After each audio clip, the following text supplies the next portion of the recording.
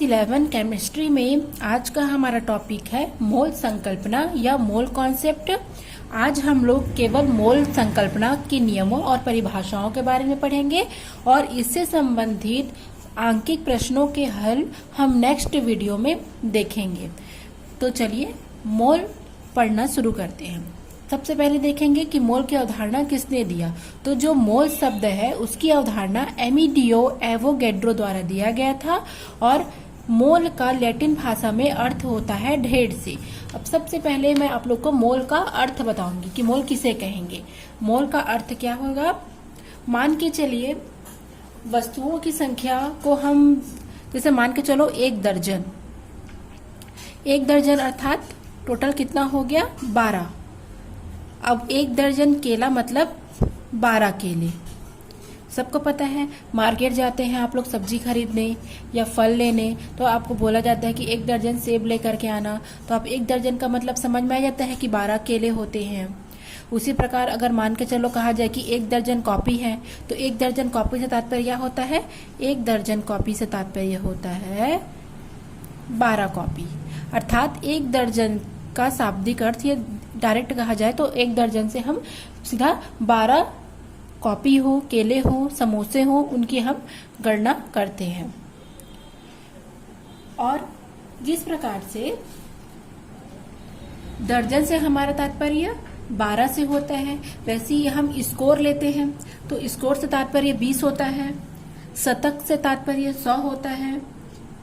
उसी प्रकार से यहाँ पर मोल शब्द का अर्थ होता है मोल बराबर 6.022 या 23 भी लिख सकते हैं 23। यदि हम इसको लिखें तो 602 और कितना 23, 1 2 3 4 5 6 7 8 9 10 11 12 13 14 15 16 17 18 19 20 इतना, ये आपका आ जाएगा। इतनी संख्या को हम मोल कहते हैं। ठीक है, तो हम जानते हैं कि किसी पदार्थ में उपस्थित परमाणु और अणु आकार में बहुत ही छोटे होते हैं और हम किसी पदार्थ की अल्प मात्रा में भी उसके परमाणु और अणुओं की गणना नहीं कर सकते हैं क्योंकि वह बहुत छोटी राशि होती है। तो परमाणु, अणु, आयन, इलेक्ट्रॉन, इन सभी को गिनने के लिए जो रसायन शास्त्र है या वैज्ञानिक है उन्होंने एक शब्द का उपयोग किया जिसे हम क्या कहते हैं, मोल कहते हैं। ठीक है, और एक मोल बराबर होता है 6.022 इंटू 10⁻23 या 6.023 इंटू 10⁻23। तो अब हम परिभाषा देख लेते हैं इसकी। तो एक मोल बराबर हो जाएगा 6.022 इंटू 10⁻23। इसका ढेर होता है। यह ढेर किसी का भी हो सकता है, जैसे कणों का हो गया, परमाणुओं का हो गया, आयनों का हो गया, अणु, इलेक्ट्रॉन, किसी का भी हो सकता है। इस प्रकार परमाणु, अणु और आयनों को गिनने के लिए जो रसायनज्ञ एक इकाई का उपयोग करते हैं जिसे हम मोल कहते हैं। और एक मोल बराबर 6.022 इंटू 10⁻23 कणों का समूह, यदि परमाणु लिया गया है तो परमाणुओं का समूह। और यहाँ पर जो 6.022 इंटू 10⁻23 जो संख्या ली गई है इसे हम एवोगैड्रो संख्या या एवोगैड्रो स्थिरांक कहते हैं। क्यों? क्योंकि ये एवोगैड्रो वैज्ञानिक के द्वारा प्रतिपादित किया गया है और इसे हम Na या n के द्वारा डिनोट करते हैं। ठीक है, इस प्रकार से वैज्ञानिकों ने इसकी भिन्न भिन्न प्रकार की परिभाषाएं दी। तो सबसे पहले हम देखेंगे, प्रथम परिभाषा हम देखेंगे द्रव्यमान के पदों में। ठीक है, कि द्रव्यमान के पदों में वैज्ञानिकों ने किस प्रकार से मोल को परिभाषित किया। तो मोल किसी परमाणुवीय पदार्थ की वह मात्रा होती है जिसका द्रव्यमान उसके 1 ग्राम परमाणु द्रव्यमान के बराबर होता है। यदि हम परमाणु के रूप में लेंगे तो उसका क्या होगा, उसका द्रव्यमान उसके 1 ग्राम परमाणु द्रव्यमान के बराबर होगा। यदि हम अणु के रूप में लेंगे तो किसी आणविक पदार्थ की वह मात्रा जिसका द्रव्यमान उसके 1 ग्राम अणु द्रव्यमान के बराबर होता है। सेम परिभाषा है, अगर परमाणु लिए हैं तो परमाणु के रूप में और यदि अणु लिए हैं तो अणु के रूप में हम उसे शो करेंगे। एग्जाम्पल देख लेते हैं ताकि आप लोगों को क्लियर हो जाए। मान के चलिए 1 मोल कार्बन परमाणु कितना होगा 12 ग्राम, क्योंकि हमको पता है कार्बन का परमाणु का द्रव्यमान होता है 12U, ठीक है। उसी प्रकार सोडियम परमाणु लेंगे तो उसका होगा 23 ग्राम, क्योंकि हमको पता है सोडियम का परमाणु द्रव्यमान होता है 23। और 1 मोल यदि ऑक्सीजन अणु लिए हैं तो ऑक्सीजन का आणविक द्रव्यमान हो जाएगा 32।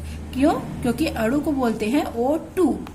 दो ऑक्सीजन से मिल करके, दो ऑक्सीजन परमाणु से मिल करके यह ऑक्सीजन परमाणु है, यह ऑक्सीजन परमाणु है। तो दो ऑक्सीजन परमाणु से मिलकर के एक ऑक्सीजन के अणु का निर्माण होता है। तो इसलिए एक का हो जाएगा 16 प्लस 16, तो टोटल कितना हो गया 32, इसलिए यहाँ पर 32 लिया गया है। ठीक है, क्लियर हो गया आप लोग को? स्क्रीनशॉट ले सकते हैं चाहे तो। अगर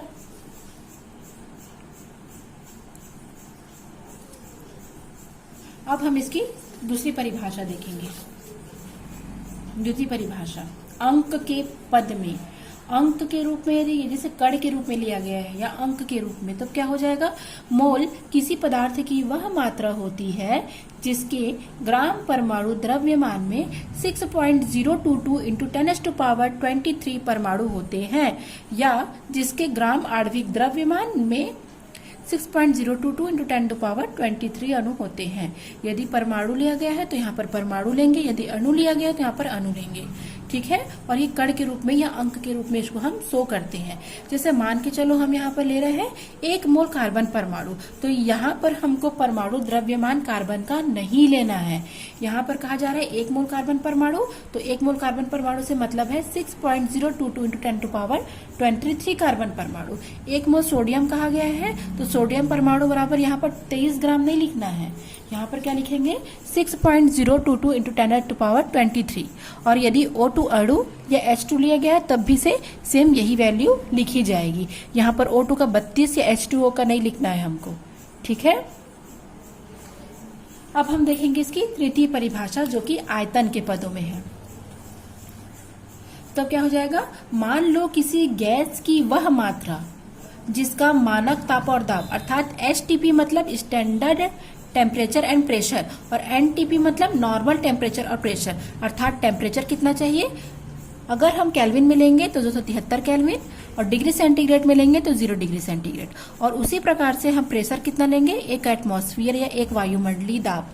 तो यदि कोई गैस है जिसका टेम्परेचर 273 केल्विन या 0 डिग्री सेल्सियस और प्रेशर 1 एटमॉस्फेयर हो, 1 वायुमंडलीय दाब हो, तो इस ताप पर उस गैस का आयतन 22.4 लीटर हो जाता है। ठीक है, किस पर? स्टैंडर्ड टेम्परेचर और प्रेशर पर या नॉर्मल टेम्परेचर और प्रेशर पर। तो एग्जाम्पल देखेंगे, यदि 1 मोल ऑक्सीजन गैस, यहाँ पर अणु है, तो अणु है तो 22.4 लीटर, वो भी STP या NTP पर, और 1 मोल कार्बन डाइऑक्साइड गैस लिया गया है तो भी वही होगा। ठीक है, और ये सिर्फ गैसों पर ही हम निकाल सकते हैं। तो आपका ये 3 प्रकार से परिभाषा हो गया। जब हम इसका आंकिक उदाहरण देखेंगे तब आपको ये क्लियरली समझ में आएगा कि कौन से सूत्र को, कौन से द्रव्यमान, अंक और आयतन जो लिया गया है, कहाँ पर कौन सी वैल्यू को हमको पुटअप करना है। तो आप इसे स्क्रीनशॉट कर सकते हैं या इसे कॉपी में नोट्स बना सकते हैं। ठीक है, अब मैं आप लोग को इसे एक फ्लो चार्ट के माध्यम से समझाऊंगी ताकि आपको एकदम आसानी से ये चीजें दोबारा समझ में आ जाए। ठीक है, चलिए देखते हैं। ये इसे देखते हैं 1 मोल देखते हैं। ठीक है, तो 1 मोल क्या हो जाएगा? एक 2 वैल्यू होती है 1 मोल की। यदि हम अंक के रूप में लिखें या कण के रूप में देखें तो 6.022 इंटू 10⁻23 होता है, और यदि हम गैस के रूप में देखें या आयतन के रूप में देखें, नॉर्मल टेम्परेचर एंड प्रेशर या फिर स्टैंडर्ड टेम्परेचर और प्रेशर पर, तो 22.4 लीटर होता है। अर्थात 1 मोल के 2 प्रकार से मान होते हैं, कण के रूप में अलग और आयतन के रूप में अलग।